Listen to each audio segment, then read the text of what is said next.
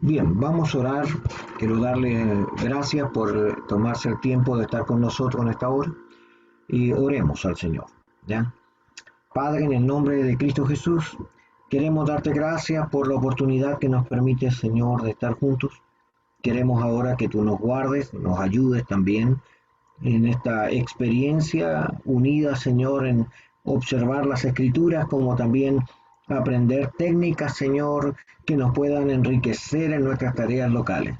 Queremos que tu bendición, Señor, sobre todos sea mayor gracia, mayor presencia tuya, como también mayores habilidades personales, Señor, en beneficio de tu obra. Queremos darte a ti la honra en Jesucristo. Amén y amén. Bien, quiero animarles. Hemos conversado brevemente sobre algunos modelos para predicar. Hemos entrado en esta segunda fase que tiene que ver con mirar un poquitito algunos eh, bosquejos que pueden ser aplicados como la narrativa. Y la narrativa en primera persona, segunda o tercera persona, que es lo que estábamos tratando de ingresar para considerar el prototipo de mensaje.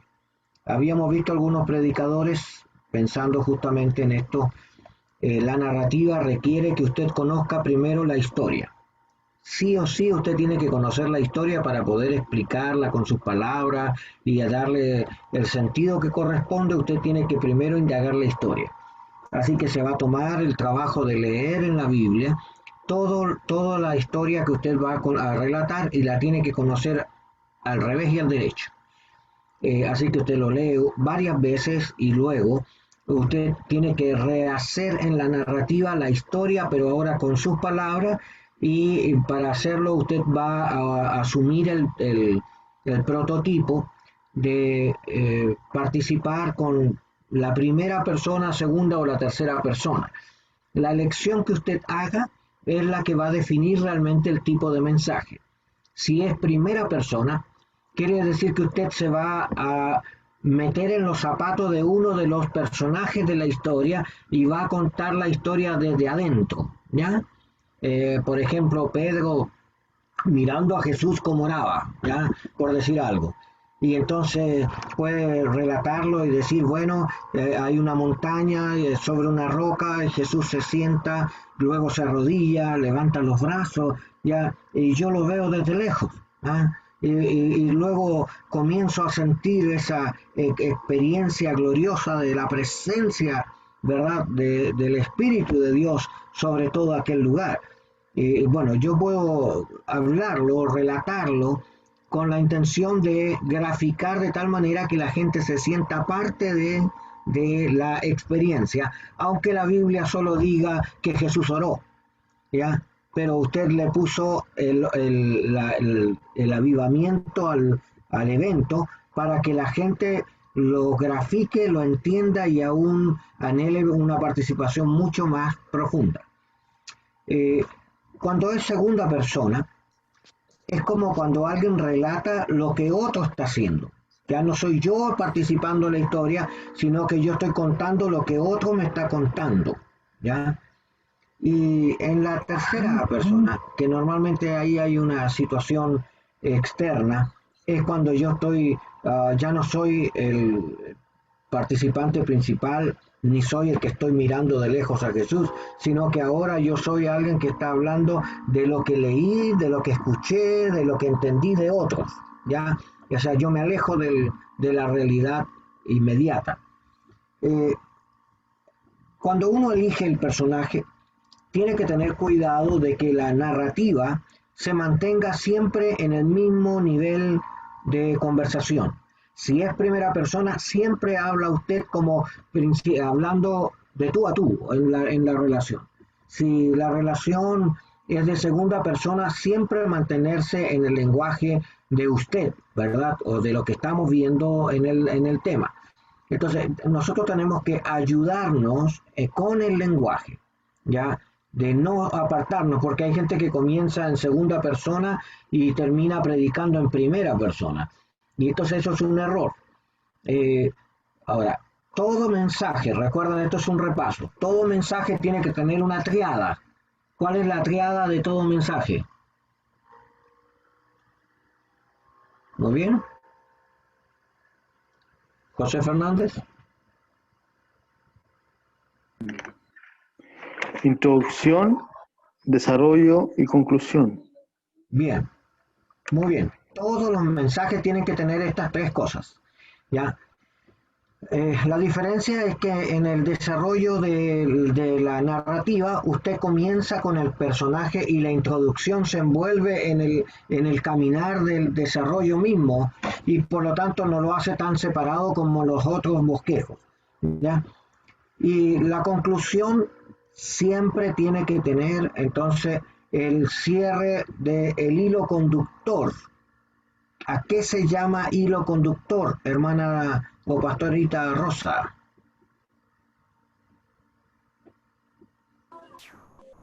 Se llama hilo conductor al tema central de lo que voy a hablar. Muy bien. Así que yo tengo una historia y tengo un hilo de conductual, el que lo voy a desarrollar en esta experiencia local. Y ahora la conclusión va a responder a mis preguntas sobre el tema. ¿Ya?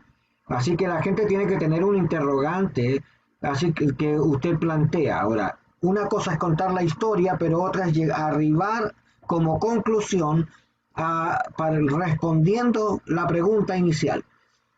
Así que la conclusión y en la introducción están unidas. ¿Por qué? ¿Qué los une? Mano Jorge, ¿qué une la introducción con la conclusión? En la introducción se hace una pregunta y en la conclusión se responde a esa pregunta. Bien, en el desarrollo se responde y en la conclusión se afirma, ¿ya? Muy bien, ahí va. Preguntando en el tema, las predicaciones, de acuerdo a la cantidad de contenido que usted adquiera sobre el texto, entonces usted va a tener que meterlo en algunos de estos bosquejos para mirar el tiempo también, así que es importante revisar el contexto donde usted va a predicar y también revisar el nivel o el escenario donde usted está. Si usted pretende enseñarle a las personas, qué sé yo, una exégesis de griego al español y lo hace en un ambiente donde la gente no tiene lectura ni investigación, puede ser que por más excelente comida, como no la conocen, no la disfrutan. Entonces uno tiene que adaptar el mensaje al escenario y al destinatario. Siempre que uno va a predicar tiene que pensar en los destinatarios, porque conociendo a quién le predica usted sabe cómo tratar o cómo llegar a ellos. ¿Ya? Así que le animo a que ustedes puedan ingresar en este proceso. ¿Ya? Quiero animarles a escuchar ahora algunos predicadores. Habíamos invitado a algunos a participar para el día de hoy. Bien. ¿Quién es el primer valiente de estos jóvenes amigos? Hermano José, hermano Carlos.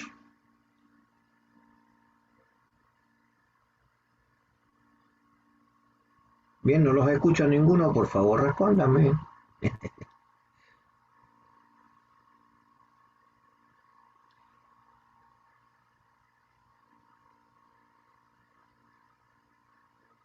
Bien, no tengo la lista aquí en la mano, por eso no le pude decir. Estaba pensando en las tres personas que estaban destinadas para predicar hoy.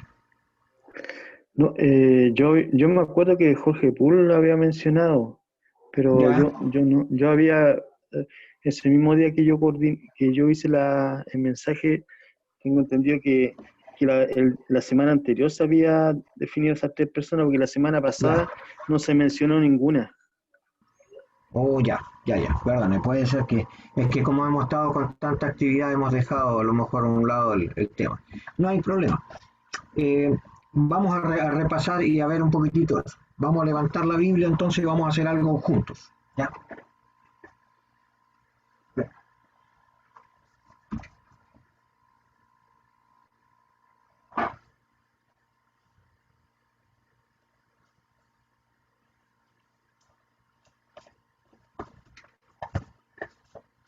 Ya, libro de Marcos, capítulo 15.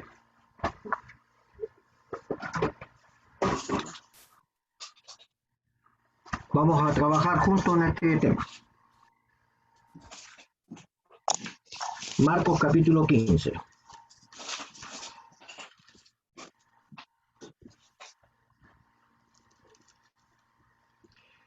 Vamos a decir versículo 33 en adelante, ¿ya? Dice así: cuando vino la hora sexta, hubo tinieblas sobre toda la tierra hasta la hora novena, ¿ya? Debemos de silenciar primero los audios para que no se escuche todo si alguien se pelea, que no lo escuchemos, ¿ya? Ya. Listo. Versículo 33. Cuando vino la hora sexta, hubo tinieblas sobre toda la tierra hasta la hora novena. Y a la hora novena Jesús clamó a gran voz diciendo: Eloi, Eloi, lama sabactani, que significa Dios mío, ¿por qué me has desamparado? Y algunos de los que estaban ahí decían al oírlo: mirad, llama a Elías. Y corrió uno y empapando una esponja en vinagre, la puso en una caña y le dio de beber, diciendo: dejad, veamos si viene Elías a bajarlo. Pero Jesús, lanzando un fuerte grito, expiró. Entonces el velo del templo se rasgó en dos, de arriba abajo, y el centurión que estaba frente a él, viendo que después de clamar había expirado, así dijo: verdaderamente este hombre era hijo de Dios. ¿Ya? Bueno, ya hemos escuchado este mensaje a través de Jorgito, pero hemos también tratado algunos temas. ¿Cómo podemos hacer una narrativa de esto? ¿Ya? Primero vamos a conocer bien la historia. Estamos con Jesús en la cruz. Estamos en un momento difícil ante la muerte. Nos encontramos con un Jesús que está prácticamente abandonado por sus discípulos. La gente se burla, tiene una crisis en su corazón, porque llega el momento, crisis. Recuerda que un momentito antes de esto él había estado orando en el Getsemaní, pidiéndole a Dios que le permitiera pasar esta copa, y si no, que se hiciera su voluntad, no la de él, no, sino la del Señor. Entonces, aquí hay una clara evidencia de un cumplimiento, que Jesús tenía que entregar la vida. Este es un momento difícil para todos, ¿ya? Y ahora nosotros tenemos que graficar qué personaje tenemos ahí presente. ¿Ya? Tenemos a Jesús, tenemos los observadores que están viendo alrededor al maestro crucificado, a los soldados romanos que están abajo, que ven sus palabras y que también le traen vinagre, o el centurión que declara que él es el Hijo de Dios. Ok, todas estas personas son personajes en nuestra historia. Ok, elijan una. Por favor, elija una persona de este grupo.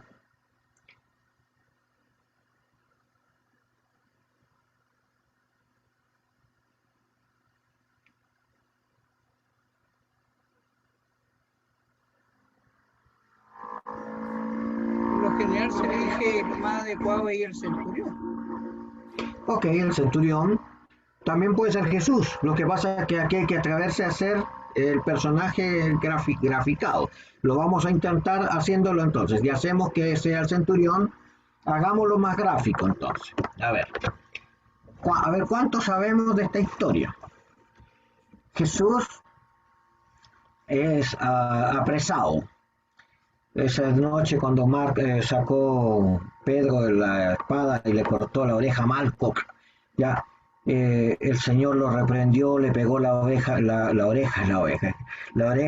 a este soldado, y posteriormente bajó con él hacia esta entrevista con las autoridades. Sin duda que Pilato tenía un gran sentido de aprecio, no encontraba ningún mal para él, ya no sabía en alguna forma cómo librarlo, pero el pueblo, como insistía en crucificarlo, él quiso lavarse las manos, por eso dicen que uno se lava las manos como Pilato, y lo mandó a Herodes. Pero Herodes, curiosamente, se encontraba en ese momento en Jerusalén, aunque Herodes estaba en Galilea administrando, por lo tanto, por algún motivo se encontraba justo en este mismo momento en Jerusalén. Así que por eso Pilato le fue fácil llevarlo a la otra autoridad que tenía a ver qué decía él. Pero así se pasaron la pelota, ninguno de ellos tuvo mucho que decir de Jesús. Es más, como era de costumbre soltar a este soldado, a esta persona en este día, les dio a elegir al pueblo, si a Dios, a Jesús, al que llaman el Cristo, o si no, a Barrabás. Y la gente, incitado por los fariseos, empezaron a gritar como una gran turba a Barrabás. Entonces se llevan a Jesús. Ya, ¿a dónde se lo llevan? Y aquí entra mi soldado amigo. Oh, lo llaman y entonces dice, hey, capitán, venga para acá. Así que va el capitán, se para enfrente y dice, sí, señor.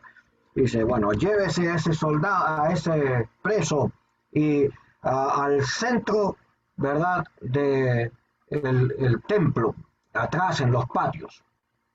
Así que allá se llevan a Jesús y él mismo, y encárguese usted mismo de acompañarlo durante todo el proceso.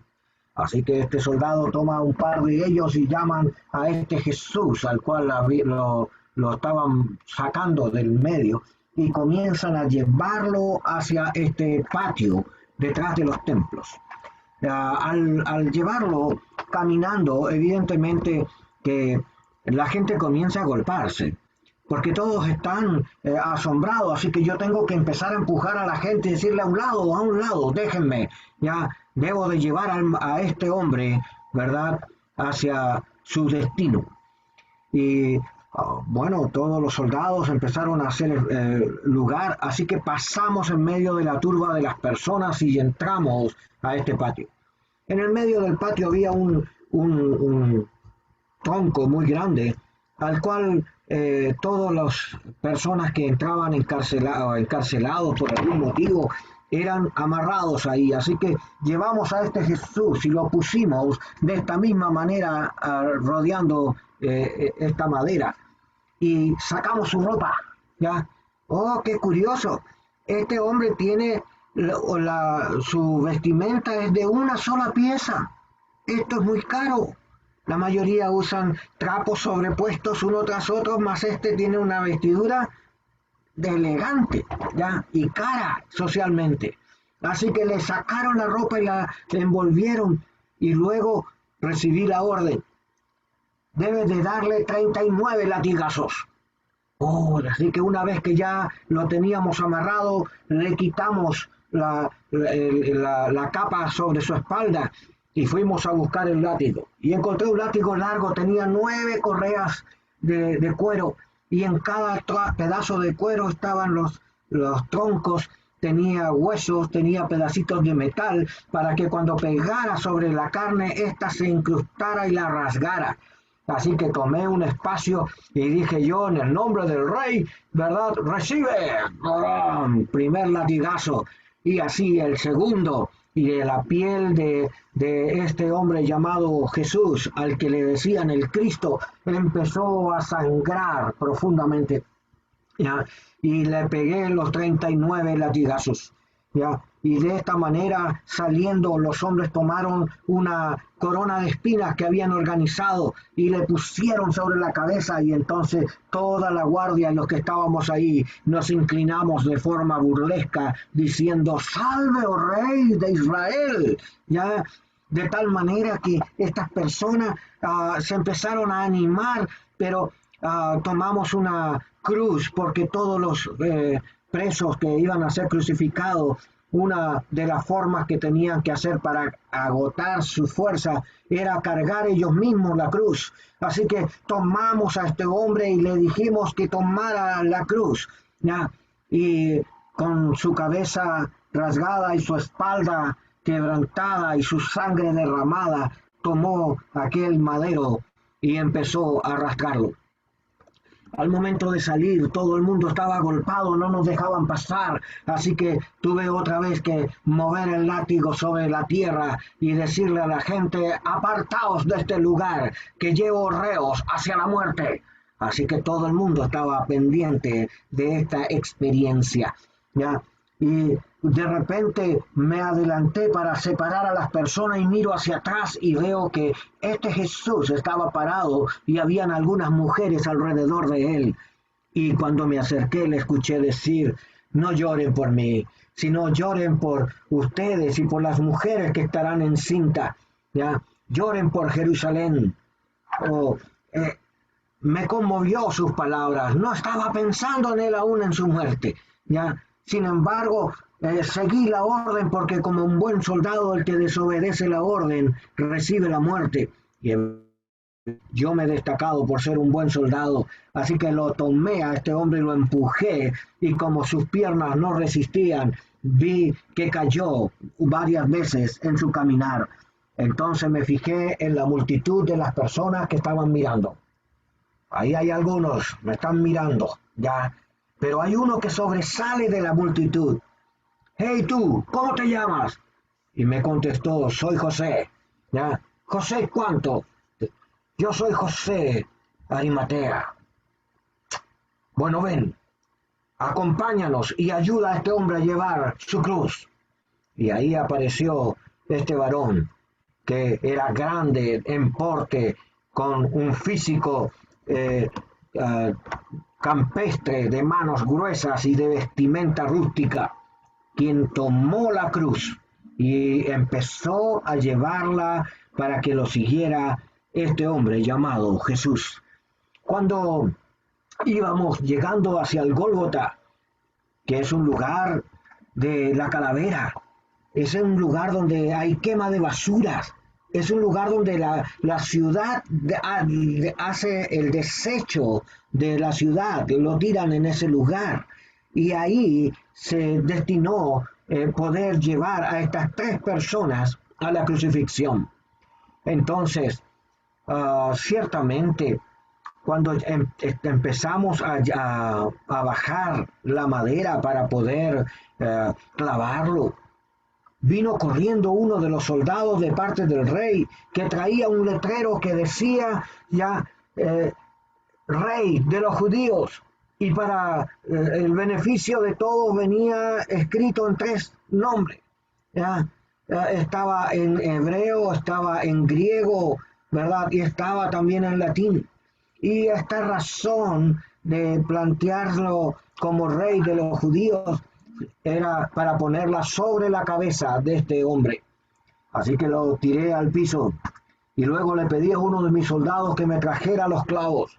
Eran unos clavos de unos 16 centímetros de largo, y tomé uno de los martillos con los que usamos permanentemente para romper piedras y le extendí la mano, puse el clavo y entonces le dije: bueno, en el orden y por la obediencia a nuestro rey, ahora toma, ¡pac! Y clavé su mano, ¿ya? Y luego le pegué otro martillazo para que el clavo atravesara la madera, y le volví a pegar para que el clavo le sujetara el cuerpo.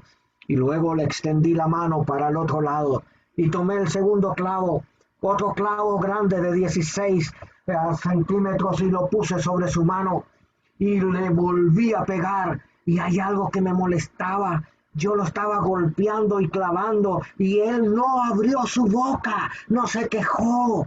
La mayoría de las personas, cuando las estoy crucificando, me maldicen mi familia, me dicen toda clase de males, ¿ya? Prevén lo peor, mas este hombre tiene algo distinto. Yo lo estoy clavando y él no abre su boca, ya se mantiene en este tenor. Así que le golpeo otra vez y le vuelvo a pegar, y luego coloco sus pies, y como me quedaban retirados, le puse uno sobre el otro y traje un clavo más grande que los primeros y le atravesé los pies, golpe a golpe a golpe, para que éste se quedase en la madera. Y luego llamé a mis soldados y le dije, bueno, ahora vamos a levantar. Y alguien dijo, ¿y el letrero? Oh, sí, sí, sí, disculpen. Trajeron entonces el letrero que decía Rey de los Judíos y lo clavamos sobre su cabeza. Entonces tomamos las cuerdas y las amarramos a esa cruz y le dijimos a esas personas, ahora, cuando a la cuenta de 3 todos vamos a levantar, y le pusimos unas piedras para poder hacer un apoyo, y entonces empezamos a tirar las cuerdas hasta que levantamos la cruz. Cuando se levantó la cruz, entonces la afirmamos y vimos cómo la gente empezó a golpearse y desde lejos miraban. No estaban cerca, así que los mismos soldados tenían la orden de no permitir que ninguno se acercara al mismo pie de la cruz. Así que los soldados estaban ahí protegiendo esta conducta social. Miraba profundamente y lo escuché decir algo que me conmovió, porque dijo, Padre, perdona, porque no saben lo que hacen. Y eso tocó mi corazón y dije, pero ¿cómo? ¿Quién es este que aún en la muerte está pidiendo perdón por los que estamos alrededor? No podía entenderlo. Hay algo que no está bien en lo que yo entiendo. Ese hombre está quebrando mi corazón y no lo puedo decir. Pero luego lo escucho decirle, madre, he ahí a tu hijo. Hijo, he ahí a tu madre. ¿Ya? Y entonces vi a uno de los que lo seguían por la forma de vestir, era un Galileo, ¿ya? Y este Galileo era joven, y luego él corrió hacia donde estaba esta mujer que lloraba, que supuestamente era su madre, y ahí la abrazó, y se conmovieron todos ellos, mas yo observaba todas las cosas. Luego, cuando ya era la hora sexta, ya vino una gran tiniebla, todo se oscureció, así como cuando iba a llover con tormenta, todo negro, todo oscuro. Ya, hoy yo lo escuché decir, Eloi, Eloi, lama sabactani. Ya, entonces algunos de los que estaban conmigo dijeron, mira, está llamando a Elías. Y otro dijo, no, debe tener sed, vamos al tiro. Y fueron a buscar entonces una esponja, la mojaron ahí con vinagre y se la pusieron en la cabeza, ya, a ver si tomaba. Pero Jesús a gran voz expiró y dijo, te encomiendo mi espíritu. Y cuando dijo esto, vino este gran terremoto. Se movieron las piedras, se quebraron, los sepulcros se abrieron y ocurrió que en el templo se rasgó el velo en dos, ¿ya? Y entonces surgió esto de mi corazón. Verdaderamente este era el Hijo de Dios. Ok. Analicemos. Esta es una improvisación, pero una improvisación para aprendernos ideas, ¿ya? Ya. ¿Qué personaje usamos? ¿Primera, segunda o tercera persona? Pastor Carlos.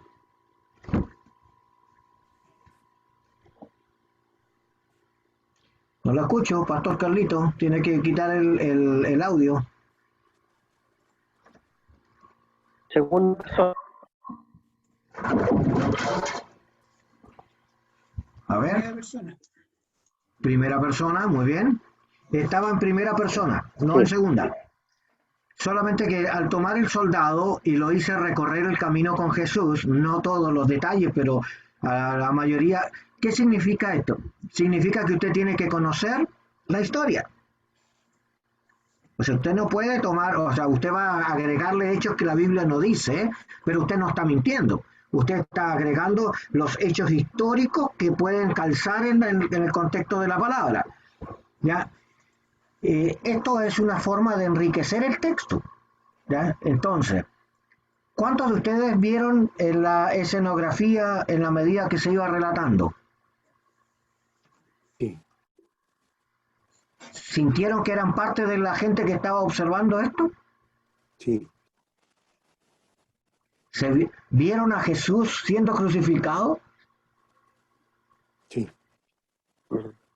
Sí. ¿Qué sintieron?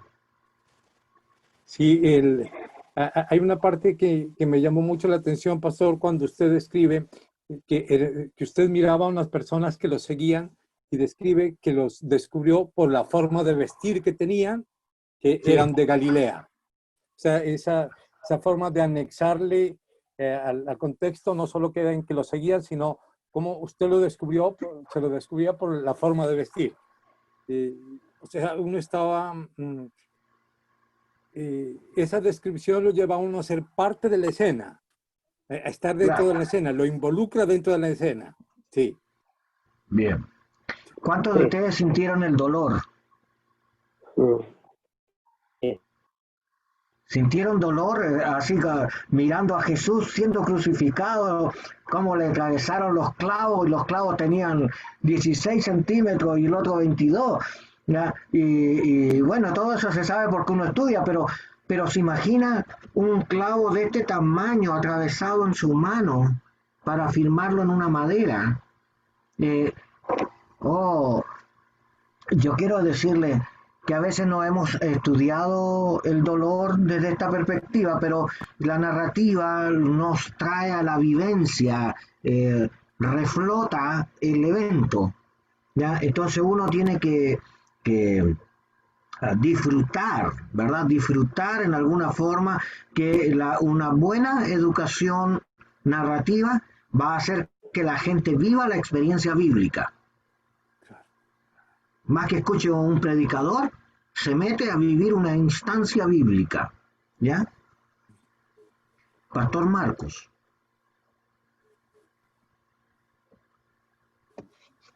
Buenas tardes, pastor, que le bendiga a todos. Sí, Dios te bendiga. Sí. Obviamente, pastor, como lo comenta, obviamente hay que saberse la historia bastante bien. Hay que sabérsela, pero casi perfecto para tener y obtener el detalle para introducir a los oyentes. Es como si estuvieran viviendo la historia en 4D. Estar ahí presente, ver, así como la persona lo está describiendo, que la otra persona también lo pueda, no sé, pues lo pueda detallar en su mente, no sé, porque quizás su barba estaba llena de sangre, su pelo también, quizás Bien. su pelo estaba quizás con restos de carne. Se entiende bastante, pastor. Para hacer eso hay que saberse la historia muy bien. Ok, dijimos que para hacer un narrativo lo primero que estudiamos es la historia. ¿Ya? Y luego le agregamos la parte histórica, la parte sociológica, la parte cultural, la parte idiomática. ¿Ya? Yo podía haber hablado de Eloi, Eloi, que es una palabra aramea, ¿ya? Y que también no es una palabra que traduce por qué me has desamparado, sino que esa es una traducción al español. Es mucho más profundo que eso. Es una concepción teológica. Fíjense que justo en ese proceso de la muerte, cuando viene la cruz y está las tinieblas viniendo a él, usted sabe que el pecado, ¿verdad?, es enemistad para con Dios. Y Jesús, para poder tomar el pecado de los hombres, tuvo que separarse de Dios en un momento.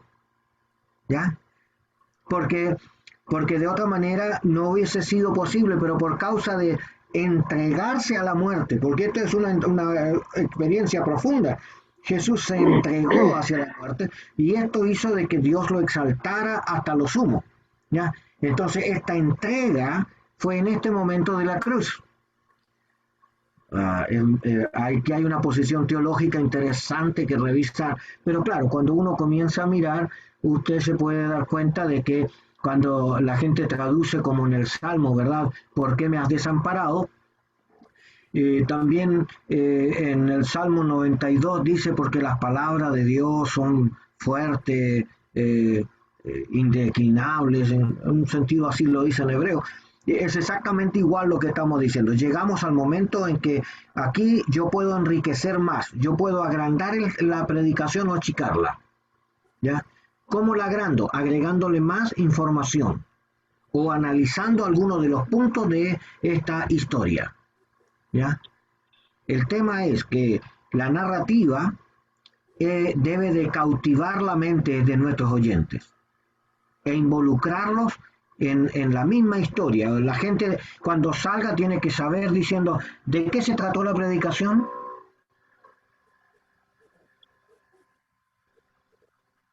¿De qué hablamos?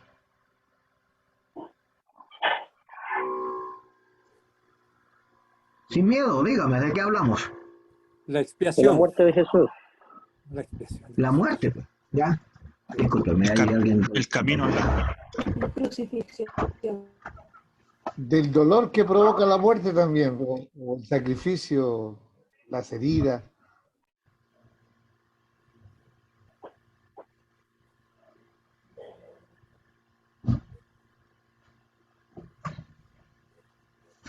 No sé si se me escucha bien. Yo estoy escuchando sin video para poder tener bien buen audio. Sí, se escucha bien, ¿ya? Sí, bueno, todas estas razones cuando usted dice, si usted termina el mensaje y la gente tiene en su mente, en su corazón, la historia, tiene en su corazón la parte teológica o reconoce alguna de estas afecciones porque lo afectó a él, como por ejemplo Jesús entregándose a la muerte. ¿Cuántos de nosotros nos entregamos con esta misma pasión a las cosas del Señor? ¿O cuánto nos negamos a sí mismo? Porque dijo, no, él tenía el poder para bajarse de ahí mismo. No había nada que hacer, él podía resucitar muertos, podía hacer tantas cosas, sin embargo, él se entregó a la muerte. Entonces, hay cosas que revisar en la historia que pueden agrandar la cantidad. Entonces llegó ya el mensaje, un mensaje narrativo normalmente dura entre 20 a 45 minutos. ¿Ya? Un mensaje bien hecho, bien consensuado, tiene aproximadamente 45 minutos que te envuelven en una historia. Es como meterse a ver una película. Usted se mete y no quiere perder el hilo. ¿Le pasó eso? Que Sí. se sintió atrapado con la historia y no quiere perder el hilo de la historia. Bueno, eso es una de las cosas que hay que lograr en una narrativa. ¿Ya? Ok. Cambiemos la historia, vos. Pongámonos otra historia. Estamos practicando ahora ideas, ¿ya? Entonces, preguntas antes de cambiar la historia. Sí. Pastor. Pastor Sí. Marco. Ok, Carlito primero, Pastor Ulloa Sí. después. Ya.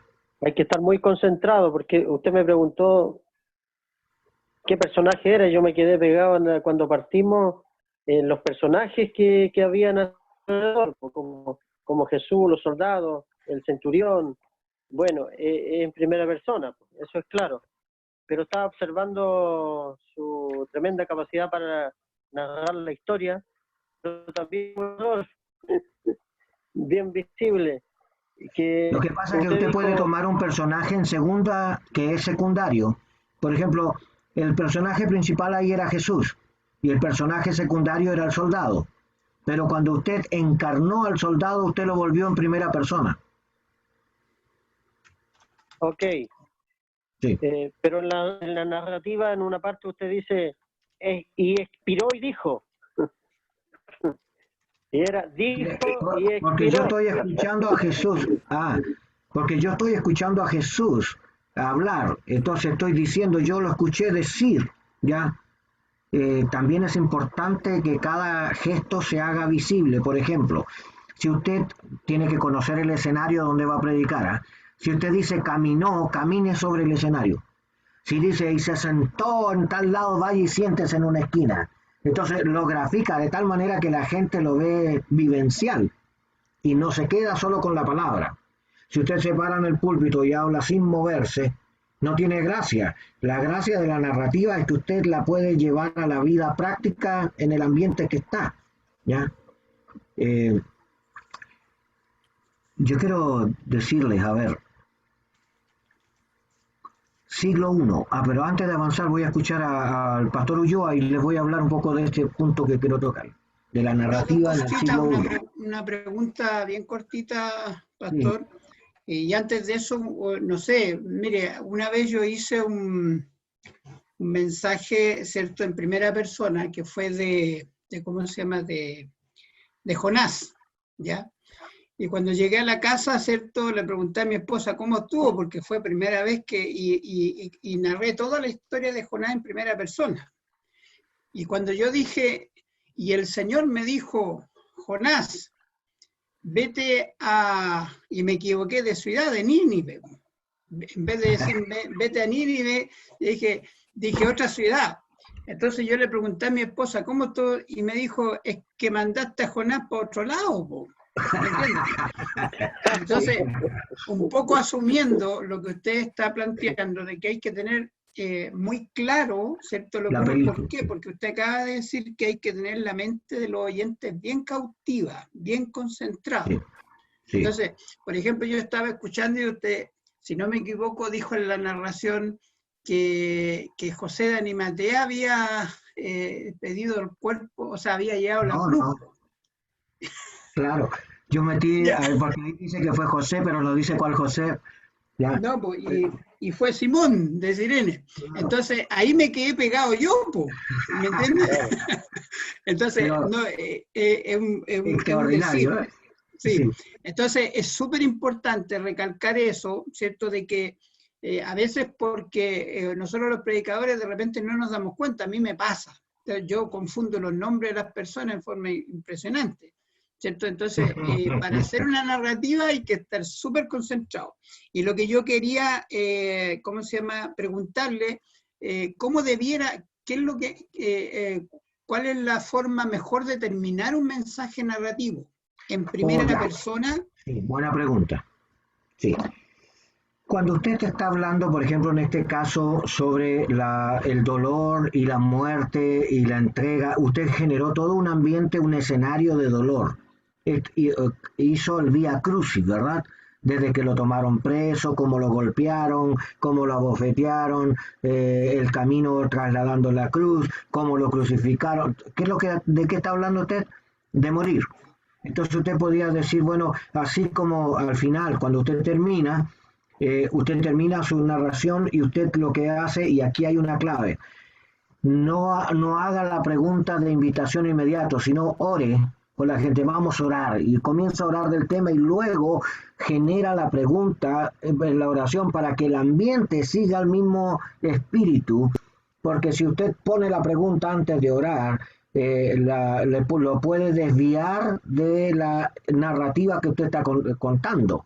Entonces aquí hay que ser astuto de, según el ambiente, darlo, pero la continuidad normal es así. Usted termina la narrativa y los invita a seguir orando, y en la medida que nos estamos metiendo en la oración, usted hace la invitación, y la invitación, de acuerdo a nuestro bosquejo, siempre está relacionado con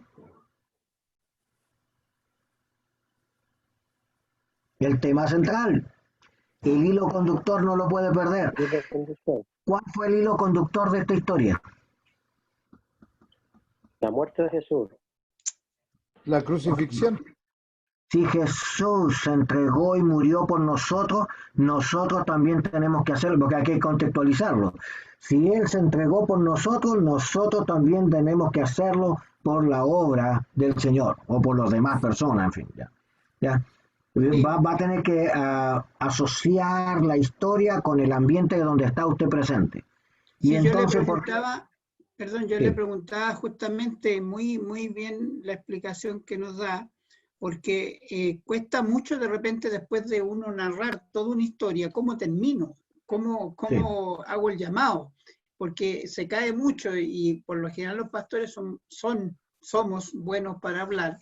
Entonces después que se termina la historia, así como el soldado, y empezamos con otro sermón. Entonces, por eso que es muy importante, ¿cierto? La culminación, la conclusión de un mensaje en primera persona, narrativo. Bien, es importante que el llamado de oración sea de acuerdo a la predicación, siempre siguiendo el hilo conductor. No vaya a ser que usted predique todo este concepto de muerte, crucifixión y el dolor y cómo el Señor libró, y después termina orando por los que son ciegos.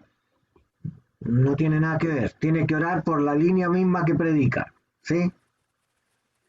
Bien, vamos a levantar un poquitito, vamos a ir un poco más atrás. ¿Ya? Tenemos a ver, ¿dónde? Que me levanté a buscar algo y dejé mi anteojo por el otro lado. Espera, un momentito. Acá.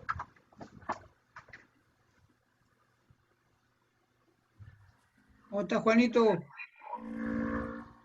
¿Qué más, pastor? ¿Cómo estás? Bien, gracias. Saludos a todos los Juanitos ahí. Bueno, Juanito, Juan Ruiz, Juanito Juan Bugueño, Bugueño, con Reño, sí. Juan ahí Ruiz, está, Juan. todos los Juanitos. Jorge, Carlitos, Bueno, ¿dónde dejé? Marco. Sí, no sé dónde dejé mi anteojo, yo me levanté porque golpearon la puerta y me levanté y no sé dónde lo dejé. Pero ustedes lo pueden leer, ¿ya? Avancemos. ¿No Tomemos tiene una la segunda mano? idea. Bienvenidos todos los hermanos que están presentes, ¿eh? Ya. Saltémonos un poquitito y vámonos al capítulo 10. Ya. Perdón, a ver. Vamos atrás. Capítulo 7 de Marcos, versículo 20. No, a ver. 31. Ya. Del 31 leamos entonces. Ok. Hasta el 37. Seguimos en Marcos. Sí, en Marcos 7, 31 al 37. ¿Lo leo, Ya. pastor? Ya, por favor, léalo. Dice, volviendo a salir de la región de Tiro, vino por Sidón al mar de Galilea, pasando por la región de Decápolis, y le trajeron un sordo, le rogaron que le pusiera mano encima, y tomándole a la gente, metió los dedos en las orejas de él, escupiendo, tocó su lengua y levantando los ojos al cielo, gimió y le dijo, Éfata, es decir, sea abierto. Al momento fueron abiertos los oídos y se desató la ligadura de su lengua y hablaba bien y les mandó que no lo dijesen a nadie, pero cuando más le mandaba, tanto más y más lo divulgaban. Y en gran manera se maravillaban, diciendo, bien lo ha hecho todo, hace a los sordos oír y a los mudos hablar. Ya. Vamos a tomar un personaje. Tenemos al sordomudo, tenemos a las personas que trajeron al sordomudo, tenemos a Jesús, y también tenemos a las personas que escuchan después al sordomudo dar su testimonio. Ok, ¿cuál de esas personas vamos a tomar para predicar? Cualquiera puede ser, pero tenemos que tomar uno para que nos cuente la misma historia. ¿Ya? El sordo El mismo mudo, no, porque no va a hablar.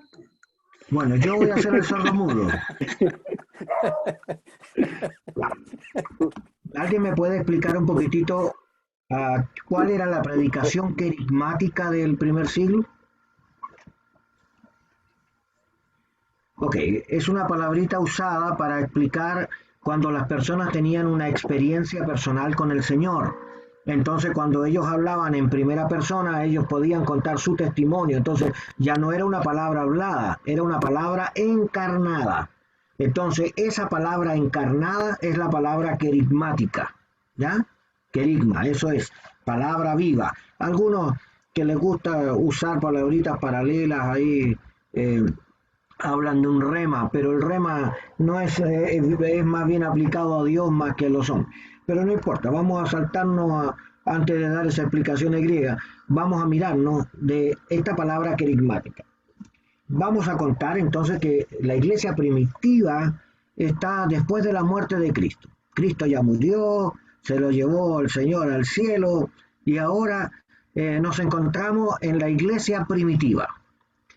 ¿Y qué sabemos de eso? El libro de los Hechos nos dice de que la iglesia se reunía en casas.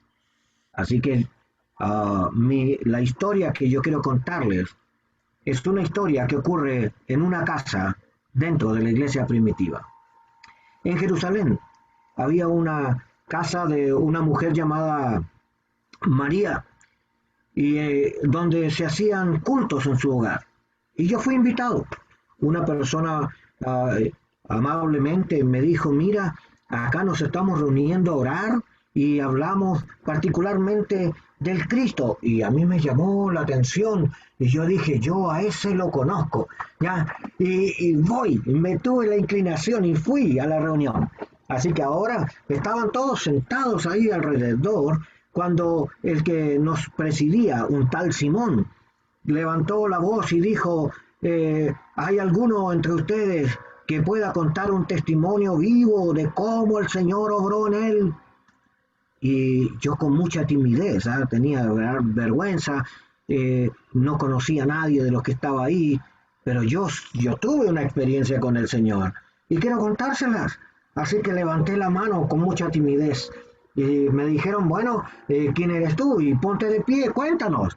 Así que me levanté, ya, ahora, esa tiene que hacer en la iglesia, me levanté y les dije, bueno, yo quiero decirle algo increíble.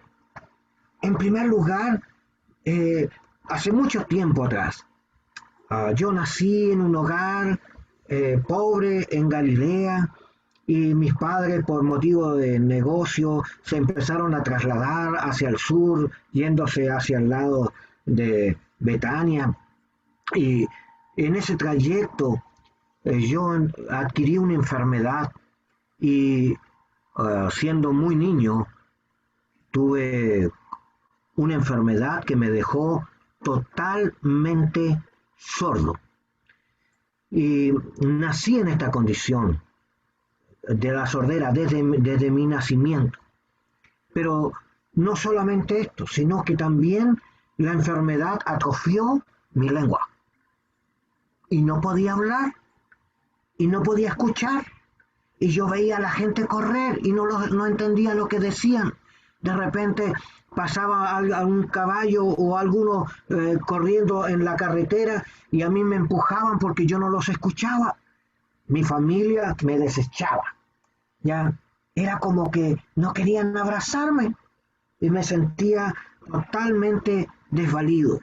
Y en esta condición vulnerable siempre habían algunos amigos de la familia y algunos primos que tenían algo de misericordia y ellos me llevaban un plato de comida y a veces me trasladaban a la fuente del agua para que nosotros pudiéramos tomar junto con los demás en el lugar.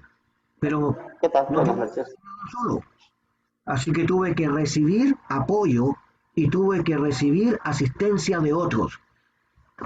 Y un día uno de estos primos me tomó rápidamente del brazo y me atrapó y me llevaba, yo no sabía dónde me llevaba y me empujaba. Y empezó a trasladarme a través de un camino. Y había mucha gente que corría y él nos llevaba donde estaba toda la gente. Y yo no sabía por qué me llevaba a ese lugar. Pero cuando de repente apareció una ladera de una montaña y había un hombre sentado en aquel lugar que tenía una cara apacible, era alto de porte y vestía como un nazareno, ya, Galileo. Y como no sabía, no entendía, no escuchaba, no tenía nada que hacer, no sabía ni una cosa cómo comportarme. Pero ocurrió algo extraordinario. Mis primos me cuentan que ellos querían de que este hombre, al cual le llamaban Jesús, ellos querían de que Jesús tocara con sus manos mi cuerpo. Pero yo no sabía quién era, ni tampoco tenía relación, y tampoco entendía lo que me hablaban. Para mí era un mundo cerrado, era un mundo ciego. Pero este hombre me tomó del brazo y me sacó de en medio y me llevó a un lado aparte, solo. Y en esta soledad, él hizo cosas que yo no entiendo, pero puedo decirlas. Una de las cosas que hizo este varón fue, miró a los cielos y miraba a los cielos y yo decía, qué raro, o sea, pensaba, sí, no sabía cómo hablarlo, pero tomó sus dedos y los puso sobre mis orejas, así. Y después vi que escupió en una mano, ya, y luego metió sus dedos sobre mi boca. Y no sé lo que dijo, pero sí sé una cosa, que cuando él tocó mi cuerpo y tocó mi mente, ya, fueron abiertos mis oídos. Y empecé a escuchar. Y cuando metió su dedo en mi boca, empecé a soltar y podía hablar. Y ahora puedo decirle que este Jesús lo que había hecho era declarar sobre mí la palabra viva del Dios Altísimo. No sabía quién era, pero no puedo dejar de decir, Él me sanó, que Él libró mi lengua y que abrió mis oídos y que Él es el Hijo de Dios. Y ahora he aprendido a través de todas estas personas que Él me llevó aparte porque quería tratar conmigo. Así que yo puedo decirlo ahora en primera, con toda tranquilidad y delante de todos ustedes, que quizás no conozco al Cristo como ustedes lo conocen, pero lo que Él hizo en mí, nunca lo voy a olvidar. Ok. ¿Qué es esto? Narrativa. Ok. La narrativa habla de una experiencia que puede ser oscura, y yo hice intencionalmente porque tal vez, como dicen ustedes, a lo mejor hubiera sido más fácil hablar desde la perspectiva de Jesús. Pero yo puedo hablarle, esta historia la puedo enriquecer ¿cómo? La puedo enriquecer hablando, por ejemplo, la traducción de la palabra de Jesús. Yo no lo escuché porque yo era sordo, pero mis primos que estaban ahí sí escucharon cuando él dijo Efata, ¿ya? Y Efata no es una palabra con traducción, es una palabra en arameo que tiene que ver con la voz de Dios declarada sobre la humanidad. Él es el hacedor, Él es el Dios todopoderoso y tiene poder en los cielos, en la tierra y en todo lo creado. Y a la voz de su palabra las cosas fueron hechas y ahora por su voz ya yo recibí la sanidad. ¿Ya? Efata, ya soy libre por la voluntad de Dios. Yo quiero explicarles. La narrativa, entonces, puede ser enriquecida si yo le agrego, por ejemplo, el estado social físico. ¿Dónde ocurrió esto? En el camino, al lado de una roca. Jesús estaba sentado. Yo podía describir a Jesús. Podía decir cómo Jesús me tomó y me llevó a un lado. ¿Y qué hizo Jesús conmigo? Me metió los dedos al oído. Esta era mi necesidad. Jesús podía haber dicho la palabra solamente. Pero ¿por qué me metió los dedos al oído? Para que yo creyese, porque yo tenía un mundo cerrado. Pero cuando Él obró en mí, mis ojos fueron abiertos, mi entendimiento, mis oídos, mi lengua, ¿ya? Y de ser una persona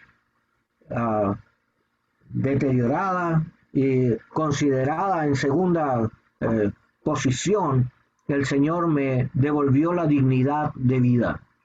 Si hoy estoy aquí para hablarles es porque Dios hizo la obra en mí. Ok, yo puedo decirlo, pero lo que yo quiero decirles es que la narrativa va siendo construida en la misma historia bíblica, pero usted le va a ir agregándole la historia, la sociabilidad, la legalidad, la parte de la traducción bíblica, lo que sea, pero usted hace que la persona se siente con usted, ¿verdad?, en esa reunión. ¿Cuál sería la reacción de los hermanos dentro de esa iglesia al escuchar lo que Jesús hizo?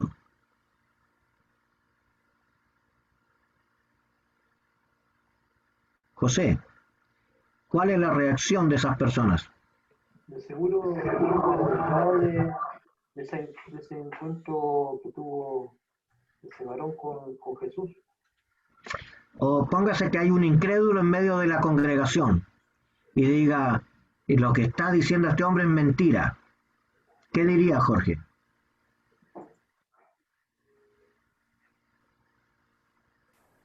Que está respaldado por la palabra, que todo lo que está diciendo puede ser posible para la persona también. Nadie puede dudar de un hecho, ¿verdad? Tan visible como ese. Entonces, quienes conocían la historia se maravillaban. Entonces pasó de la admiración a la alabanza, porque primero se sorprendieron por lo que Jesús hizo y luego alababan lo que el Señor había hecho. Así que, ¿cuál fue el traspaso de esta gente? primero sorpresa. ¿Por qué? Porque ellos no creían que Dios podía, no tenían una fe afirmada en sus corazones que para poder creer que Jesús sí podía haberlo sanado. Pero sí reconocían que Jesús tenía el testimonio, por eso lo trajeron a Jesús. Esta gente ciega era la que se llevó la sorpresa y es la que después de su maravilla, alababan al Señor. Esto podría pasar entre nosotros. ¿Qué pasaría si el Señor ahora sanara a uno de nosotros? ¿Tiene poder para hacerlo? ¿Cuál sería nuestra reacción? ¿Sería la posición incrédula de los que escuchan o la admiración de los que lo vieron?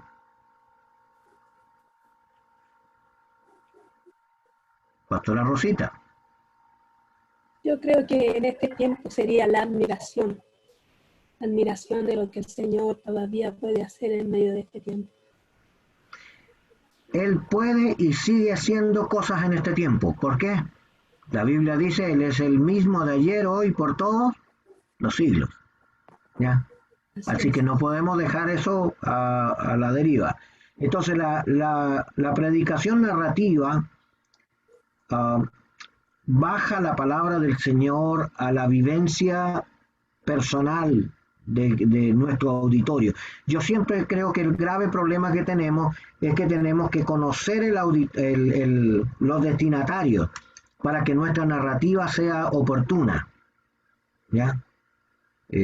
Como cada uno reconoce su iglesia, yo quiero decirle que si usted logra predicar una vez al mes en forma narrativa, usted va a empezar a inculcar en la mente de ellos experiencias diferentes en su mensaje. Ya hablamos de por lo menos 3 bosquejos diferentes.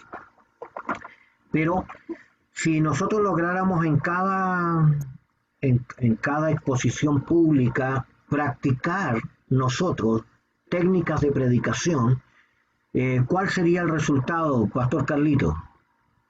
¿Cómo lo vería la gente? Lo vería muy bien, lo vería como una renovación del pastor o del predicador, se enriquece la iglesia con un mensaje variado en bosquejo, en técnica, y un mayor entendimiento de la escritura. Bien, hay un librito que se llama Predicando con Frescura. Traten de ubicarlo, Predicando con Frescura. Habla más bien de cómo vivimos la vida y cómo llevamos al púlpito nuestra vida. Entonces, la predicación querigmática, ¿cuál era? Hablar de la experiencia de Dios de una forma encarnada, ¿ya? No puedo hablar de las cosas que no he vivido, pero ya ponte que, a ver, cuando yo era jovencito, eso hace mucho tiempo, teníamos un compañero en Panamá. Yo vivía allá en ese entonces, mi juventud la vivía ahí, y teníamos un joven que venía al grupo de los jóvenes ahí, y que tenía problemas en un pie, tenía un pie más grande que el otro, entonces caminaba así ladeado, y todos nosotros le decíamos bromas, porque éramos todos buenos para la chacota, entonces le decíamos el sin vereda, ¿ya? Porque no tenía apoyo, caminaba así. Y entre todas esas bromas juveniles, ¿no? Y un día llegamos a la iglesia y la persona que nos estaba coordinando se le ocurrió que oráramos todos juntos y estábamos todos realmente metidos con el Señor, ¿no? Y de repente este muchacho empieza a gritar, ya que siente calor y se saca los zapatos y delante de nuestros ojos ese pie se extendió, así pensamos que nos estaba bromeando, ¿ya? Pero después se levantó y caminaba normal, ¿ya? Y el pie le creció y se le enderezó el hueso así, y todos nosotros estábamos asombrados, ¿no? Bueno, estas cosas no pasaron porque alguno de nosotros fuera superdotado ni nada, todo, al contrario, éramos todos medios desordenados, ¿ya? Pero Dios quería hacer una obra con ese muchacho, ¿ya? y lo hizo delante de todos nosotros para que nosotros nunca nos olvidásemos de él, ¿ya? Y han pasado, no sé, casi 40 y tantos años, y nosotros nos seguimos acordando de este muchacho, porque lo que Dios hizo es imposible borrarlo, ¿ya? Hace un tiempo atrás yo fui de regreso a la ciudad de Panamá y me encontré con los compañeros de colegio y tenían ellos un encuentro, y claro, yo venía de viaje y me fui a verlos. Y bueno, yo había destinado pasar como 4 días en esa ciudad, y una de mis sorpresas es que ellos habían invitado a los muchachos que antes habían estado en los jóvenes de la iglesia, y dentro de esa gente que fue, venía este muchacho también a la comida esa que hicieron. Así que disfrutamos ese momento y él contaba con tanta experiencia, y por primera vez yo sentí algo que nunca lo había sentido, la molestia que él sentía cuando nosotros nos burlábamos, ¿ya? Y para él era una verdadera carga el hecho de que nosotros le hacíamos talla por el pie, y Dios lo sanó delante de nosotros para que ninguno de nosotros tuviera que decirle nada, al contrario, nosotros dábamos gracias al Señor por lo que él había vivido.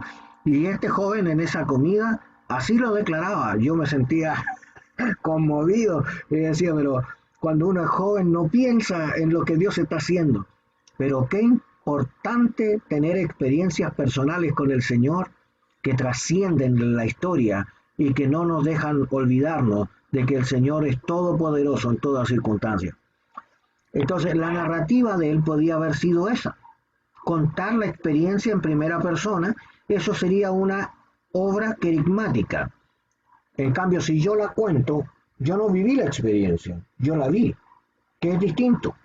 Por lo tanto, sería una predicación más bien orientada teológicamente para darle una explicación, pero no sería la palabra encarnada como la experiencia que vivió él. Y esta es la diferencia de predicar narrativos. Los narrativos en primera persona por lo general te llevan a experiencias únicas, personales, gráficas, ¿verdad? Secuenciales, te hacen vivir la etapa. Entonces, yo les animo a razonarlo. Esta experiencia de elegir un personaje determina cómo predicamos. Si hubiéramos predicado siendo la persona que llevó el primo que le puse yo ahí no dice que es primo, pero dice que lo llevaron delante de Jesús para que le pusiera las manos. Ahora cuente la historia ocupándose como que si usted fuera el primo. Usted es el que está preocupado de llevar al sordomudo delante del Señor, ¿ya? Ahora, tómese un minuto y piense. ¿Cuál es la condición de este sordomudo? Segundo, ¿por qué quiero yo llevarlo a Jesús? Tercero, ¿qué es lo que me da confianza a Jesús para poder llevarlo a Él como autoridad y permitir que sea Él el que lo unja? Puedo pensar la sorpresa que llevo cuando Jesús hace lo que para los hombres es imposible. Y puedo declarar que aunque le dijeron que se callaran y no dijeran lo que él había dicho, ¿cómo callar lo que Jesús ha hecho en nuestra vida? ¿No dice ahí el mismo que si el Señor hablare, no profetizará? Bueno, esto es un poco el pensamiento, ¿no? Depende del autor, el personaje que elija, va a ser el personaje de la forma de su predicación. Ok. Muy bien. Sí, cuéntame. Una consulta, Pastor Marco, ¿me escucha? Sí, claro. Mire, también preguntar respecto a este tipo de predicación, así como le pregunté delante cómo podíamos hacer la conclusión del mensaje, quizás cómo comenzar el mensaje también sería interesante, ¿cierto? Ya. ¿Cómo me paro yo, cómo me presento para poder comenzar hablando en primera persona de un personaje? ¿Ya? También si es recomendable, a lo mejor si voy a hablar de Juan el Bautista, si será necesario algún tipo de vestimenta. En algunos casos lo he visto. Y Sí, tercero, se puede, sí.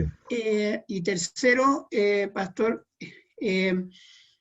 no sé si este modelo o esta forma de predicación narrativa debieran hacerlo todos los pastores. Me da la impresión que no, porque tiene que ver, creo, por un tema del De carácter. acuerdo. A algunos Tiene se que les ver hace ese mucho más sentido fácil, también.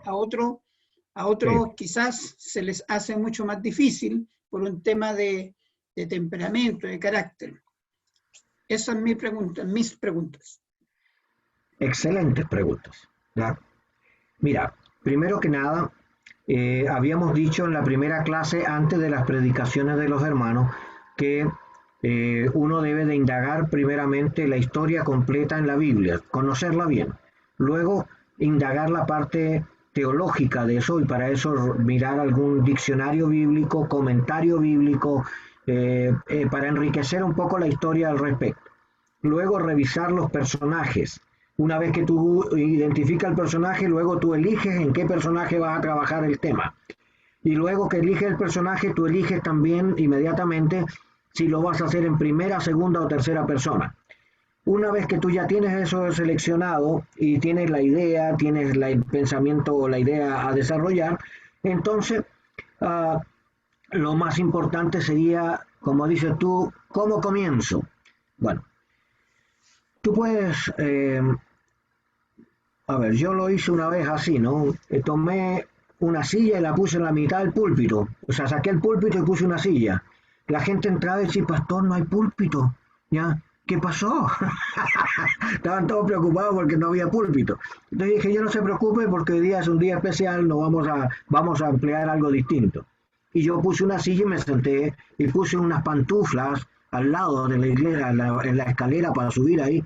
Y entonces dije yo, bueno, yo hoy día quiero hablarles de algo personal, trascendente, afectó mi vida y estoy seguro que los va a afectar a ustedes también, ¿ya? Por eso, por un momento, yo quiero ponerme en los zapatos de Juan. Y me saqué mis zapatos y me puse las pantuflas en el púlpito. Y a partir de ahí empecé a hablar de Juan el Bautista, cómo había vivido la experiencia de bautizar a Jesús. ¿Ya? Entonces, lo llamé la atención y mis actos cautivó a la gente sin que yo haga grandes explicaciones. Tal vez estas cosas hay que pensar, es como, a ver, yo quiero hablarles sobre la luz, pero también puedo hablarles de tinieblas. Pero la luz es mejor que la tiniebla, ¿verdad? Y al prender y apagar la luz hace de que mis palabras tengan vida en el que escucha. O sea, tenemos que buscarle, mire, para hacer una narrativa más acabada, bueno es leer cuentos.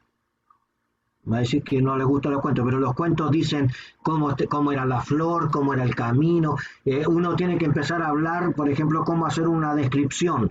Descríbame un camino, ¿verdad?, de tierra, ¿ya?, en el lado de Jerusalén.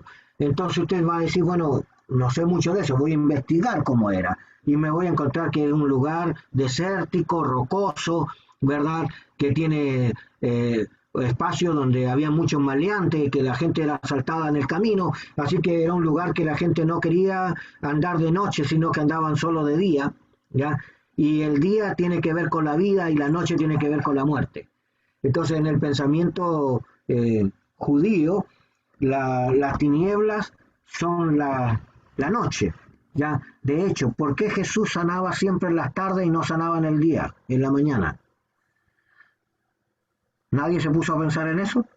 Pero fíjense de que casi siempre las actividades de Jesús donde sanaba, ya era en ese periodo y tiene que ver con una filosofía profética, ya. Esto tiene que ver con que Jesús vence las tinieblas y las enfermedades que hablan sobre este castigo y razones eran afectados y sanados, ¿verdad?, por Jesús, y la mayor cantidad de sus obras fueron hechas en la tarde, ¿ya?, como una señal profética de Jesús venciendo las tinieblas. Entonces, si usted tiene la posibilidad de leer un poco sobre teología de estos temas, usted va a encontrar mucha riqueza para adornar, mejorar la dicción y mejorar también la escenografía para que la gente lo disfrute, ¿ya? La otra pregunta sobre si el temperamento de los hermanos va a afectar en alguna forma el tipo de mensaje, sí es verdad. Hay gente que nunca le hemos podido sacar del encuadre que llevan delante del púlpito. Tú le sacas el púlpito y no saben predicar.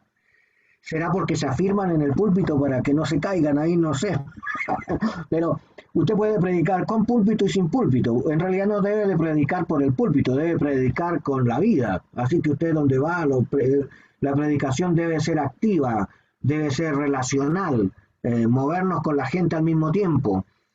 Eso hace de que la gente te vea más cercano. Por ejemplo, me bajo de mi condición de autoridad y me pongo de igual a igual. ¿Y qué genera eso en la gente? Yo soy un colaborador más, no soy el que manda, soy el que sirve con usted. ¿Ya? ¿Cuál es la diferencia? ¿Cómo reacciona la gente? Pastora Marcia.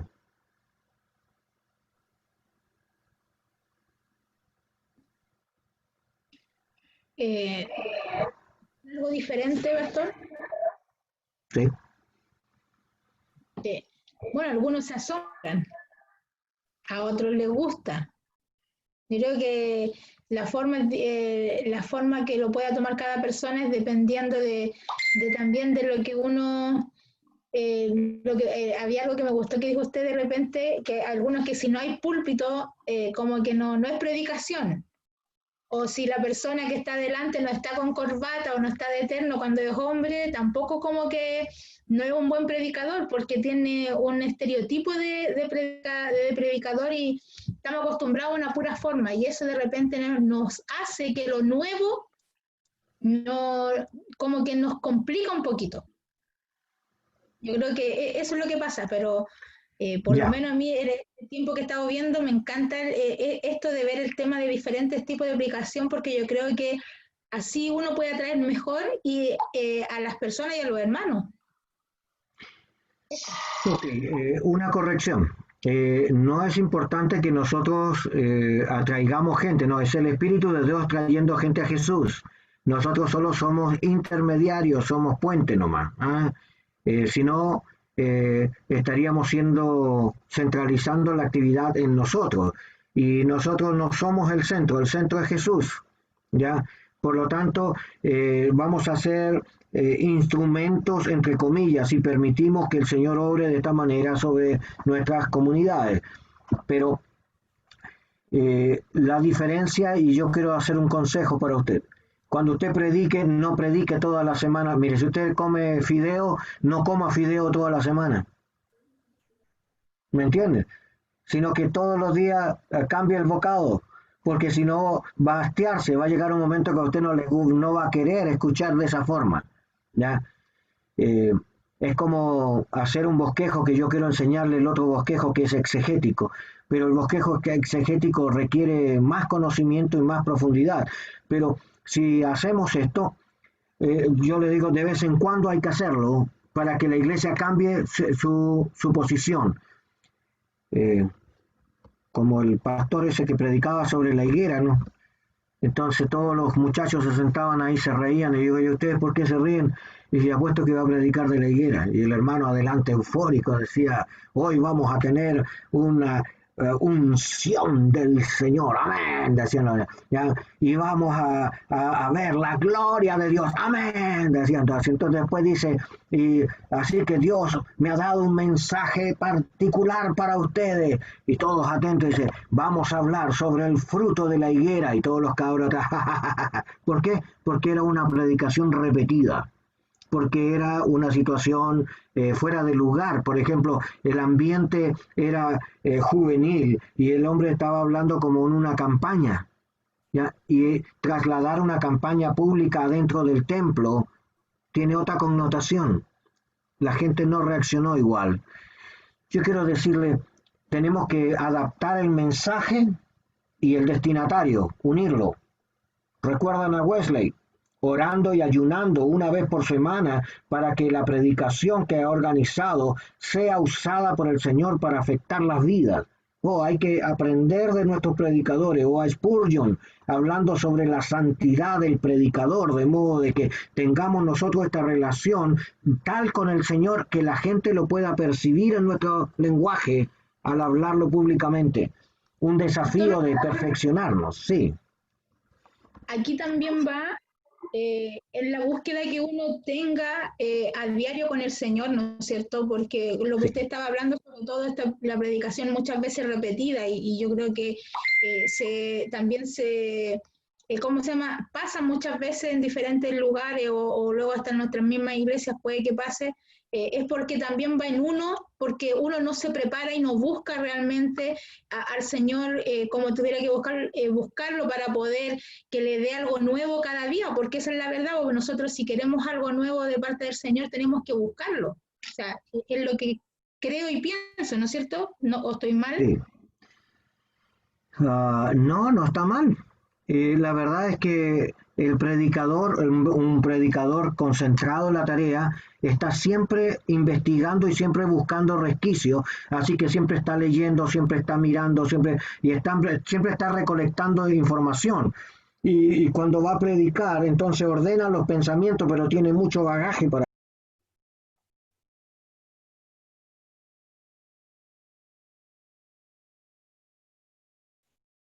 Algo. Parece que se le Se le fue el cayó el internet, pastor. internet al obispo. Sí, parece. O se le apagó el compu. Debe ser que se le descargó la batería. Nos pasa. Debe ser Pero el quizás querigma. podemos seguir. ¿Dónde estaba la pastora? La pastora Marcia estaba. Pastora Marcia.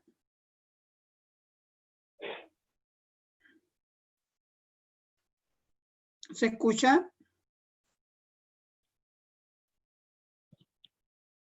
Sí. Sí.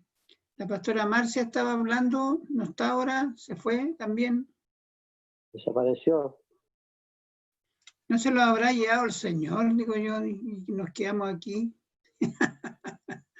Por eso le digo que el querigma.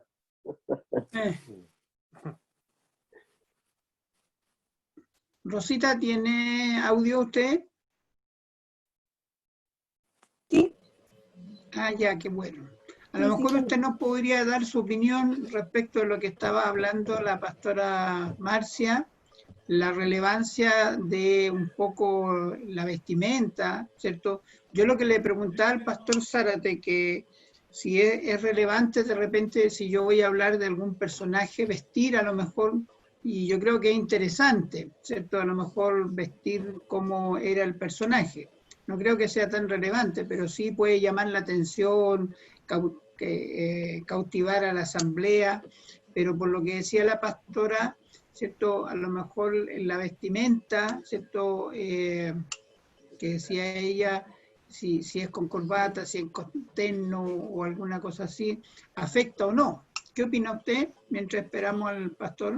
Mire, en lo personal, viendo el destinatario que uno tiene, en lo personal a mí no me afectaría. Viendo mi destinatario, no me afectaría, pero lo otro que sí creo que era una pregunta que tenía yo para el pastor, que para usar una vestimenta yo creo que uno debería de hacer algún tipo de algún culto especial para poder hacerlo, porque si bien es cierto, ahora nosotros estamos trabajando a través de estas plataformas y es más difícil, pero si se diera esa oportunidad, lo personal a lo mejor hacer un culto, llamar como la atención de los hermanos para que estén en ese culto y ahí hacer algo así como el poder, como decía el pastor acá, ¿no es cierto?, tener esta experiencia encarnada de vestir con el personaje. Yo una vez tuve la posibilidad de ver una interpretación de un personaje en un pastor de la Iglesia de Dios, que fue bien, bien fuerte, bien impactante, pero también fue como en un culto especial, no fue como un culto general de día domingo, sino que fue en un culto especial.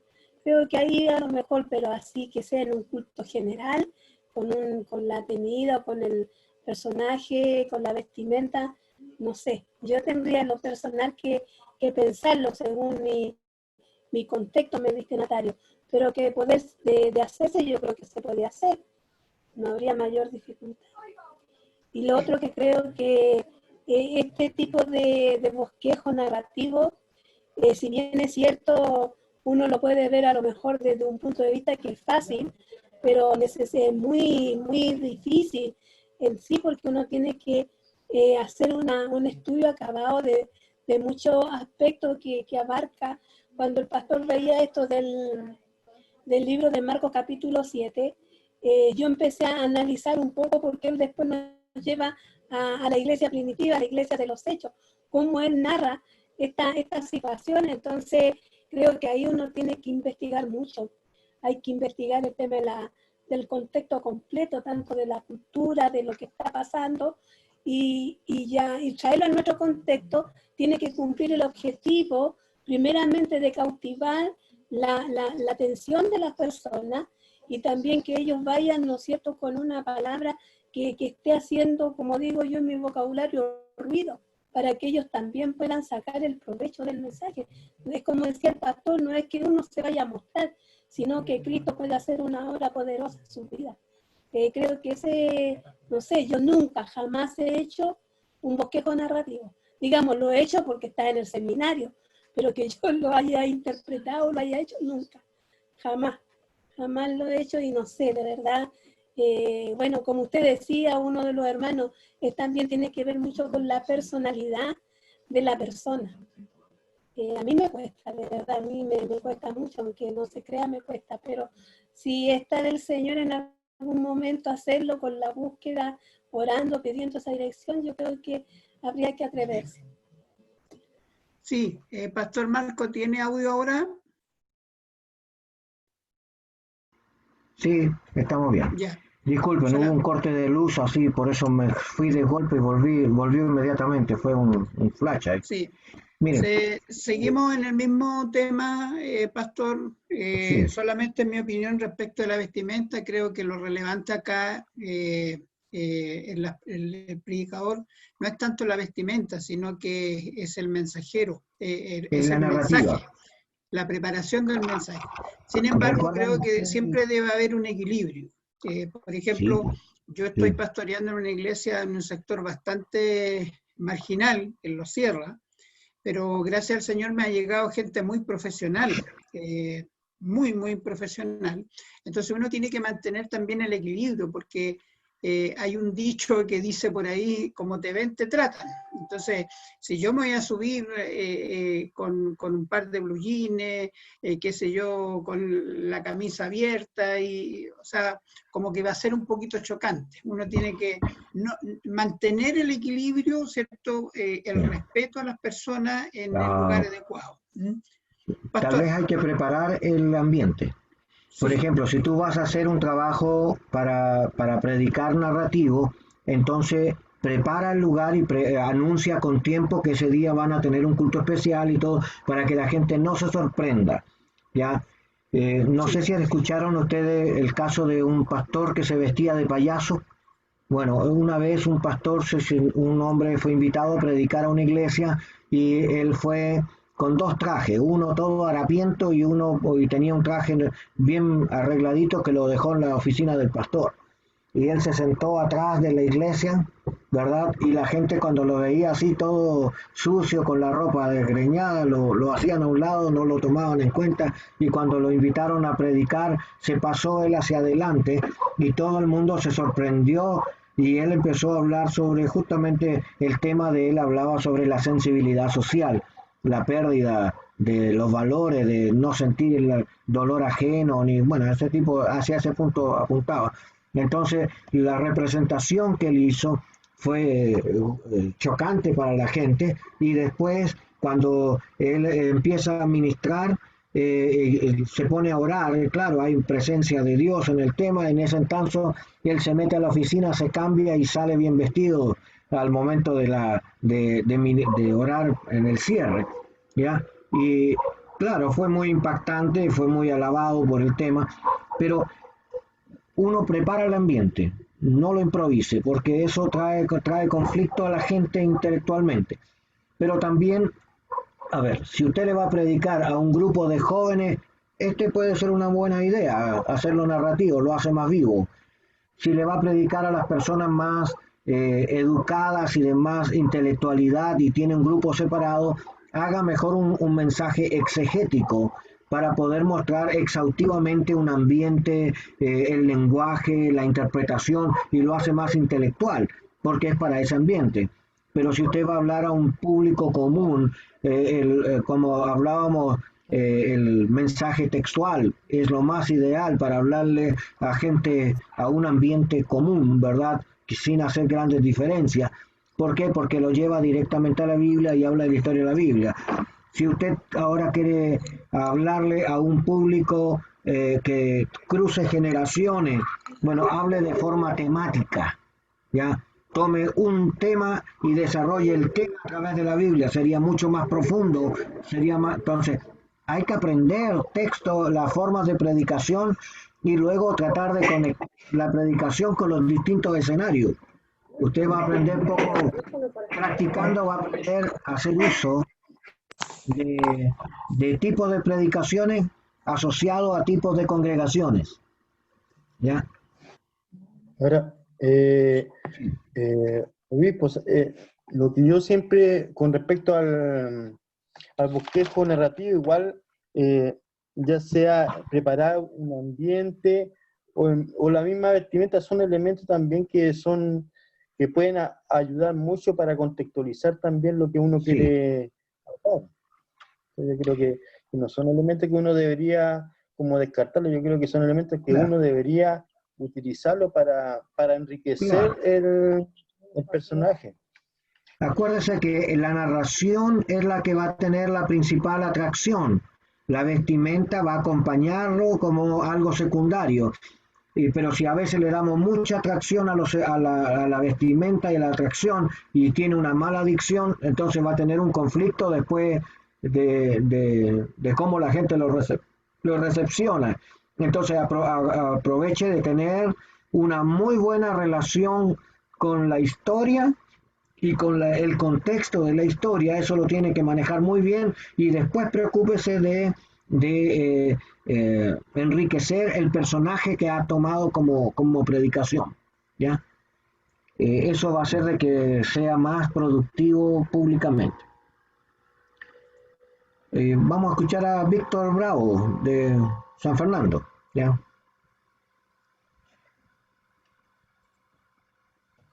Aquí voy. Hola, pastor. Sí, ¿cómo estás, Víctor? Gusto en escucharte. Bueno, la verdad que pensando un poco en lo que conversaban los hermanos y lo que decía usted con respecto al contexto, o sea, es importante, como usted decía, conocer bien las personas que van a escuchar y saber también si están dispuestos o están, no sé, si preparados de alguna forma para escuchar distintos tipos de predicaciones también. De repente uno, no sé, pues puede ir una persona que son quizás en algún nivel y ir con demasiada intelectualidad, con demasiada información, con demasiadas cosas. También hay que tener cuidado con eso, y puede ser quizás más simple contarle una historia en forma narrativa, como decía usted, y va a ser más provechoso para ellos para entenderlo. O pensar, por ejemplo, estábamos comentando recién con mi esposo también acá, cuando le hablamos a los niños, por ejemplo, también, poder hacer una predicación narrativa, probablemente va a ser mucho más significativa para ellos, para poder entender la historia, que si le metemos tanto tema, tanta predicación o tanta información en su cabeza. Claro. Sí, pues todo tiene que ver. Lo que pasa es que usted pone la comida en la mesa y cada uno come según su capacidad. Si usted pretende de que, como dicen, bueno, en Argentina usan un dicho así como uno no se puede comer la vaca en un día, pero sí se la puede comer bistec a bistec, ¿ya? Y yo pienso que eso es un poco. Tal vez tenemos que ir paso a paso agregando, enriqueciendo nuestra postura hasta llegar a ser personas no solamente con la unción de Dios, sino que a su vez con la capacitación para enfrentarnos a cualquier escenario y en cualquier circunstancia, ¿ya? Es importante, ¿ya? yo quiero que cierren sus ojos por un momento y me digan, ¿qué predicador es el que viene a su mente? ¿A quién recuerdan ustedes que ha impactado sus vidas? Bugueño, cuénteme. Juan Bugueño.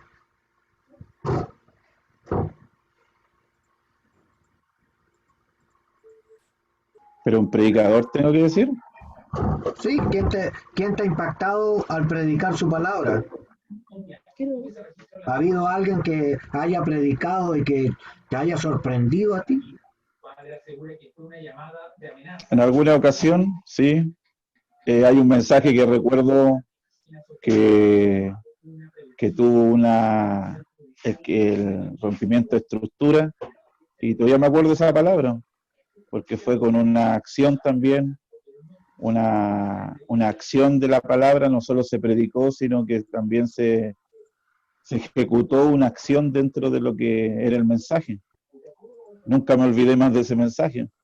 O sea, quedó siempre lo recuerdo, siempre me acuerdo de él. Si uno preguntara, la gente que nos escucha, ¿recuerda nuestros mensajes? ¿Le podía preguntar a algún miembro de su iglesia qué fue lo que prediqué el domingo? Porque usted invirtió tiempo, esfuerzo, lectura, oración, ayuno, se sacrificó para hacer una estructura y hacerlo el queque más rico que hay, ¿ya? Y lo trajo el domingo, ¿ya? Y lo expuso a la iglesia. Y después le pregunta al hermano, y hermano, ¿de qué predicó el pastor? Dice, la verdad es que no sé, pero me acuerdo del chiste que contó. Y ahí la embarró, pues, ¿eh? Entonces uno dice, bueno, tengo que plantearme, si la palabra que yo voy a explicar y todo lo que me voy a preparar tiene la unción de vida, tiene la santidad de vida, tiene la relación correcta, espero que la obra del Señor afecte el corazón de los que te escuchan. Entonces tú dices, bueno, va a pasar un mes, 2 meses, 3 meses, como te pasa a ti, que a lo mejor fue hace muchos años. Sin embargo, tú te acuerdas perfectamente de esa predicación, porque esa predicación Dios habló contigo, ¿ya? En cambio, hay otras predicaciones que son solo palabras. Miren. Perdón, yo tengo una opinión con respecto a eso, pastor. Sí, claro, cuéntanos. Yo creo que uno como pastor siempre debe estar preocupado, como lo que, bueno, yo hoy día entré, pero por lo que está de lo narrativo. Yo creo que eso es muy importante dentro de la predicación, porque cuando la historia se cuenta, yo creo que se abre un gran abanico de información cuando uno empieza a estudiar los personajes, empieza a estudiar en qué contexto está. Eso le da muchas opciones al predicador y también lo enriquece el mensaje. Y yo creo que eso es importante poder tenerlo, analizarlo y serlo parte de nuestras predicaciones, porque eso ayuda mucho y a la gente le interesa. Yo creo que esa parte es súper importante porque la gente se ve involucrada en la predicación. No solo nombrar unos ciertos textos y a veces gritar, sino que también poder presentar el texto, abrirlo como una información para que la gente conozca también y no sea tan superficial, de acuerdo a lo que estamos planteando. Eso. Correcto. Muy buena observación. Justamente la preparación antes del mensaje es la que tiene que tener la prioridad.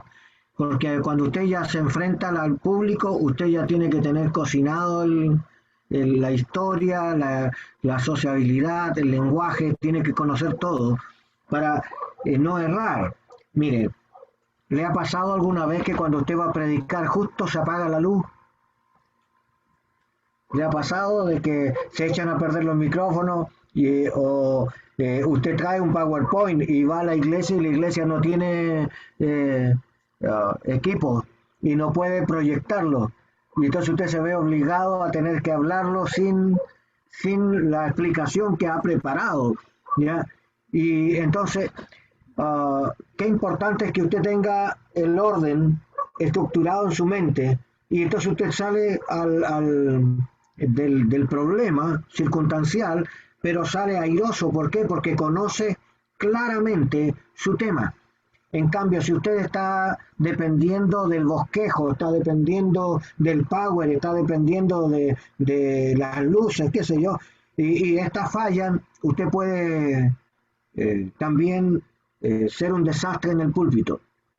¿Ya? Entonces es importante, mire, hay un librito, a mí me gustaría dárselo, ¿ah? Se llama Cómo hablar en público.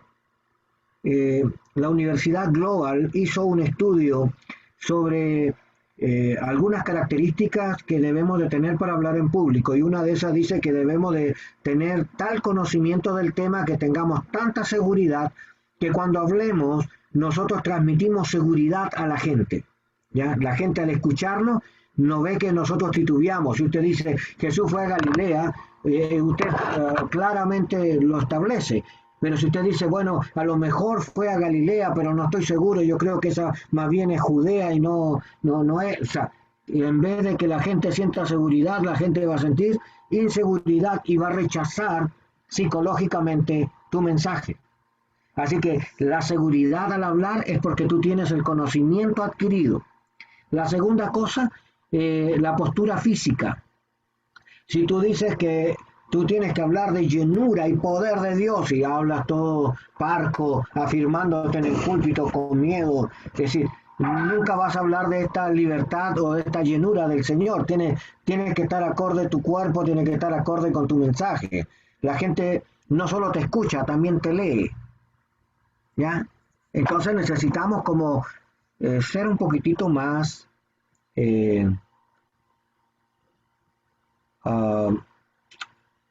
bueno, más prácticos en esto.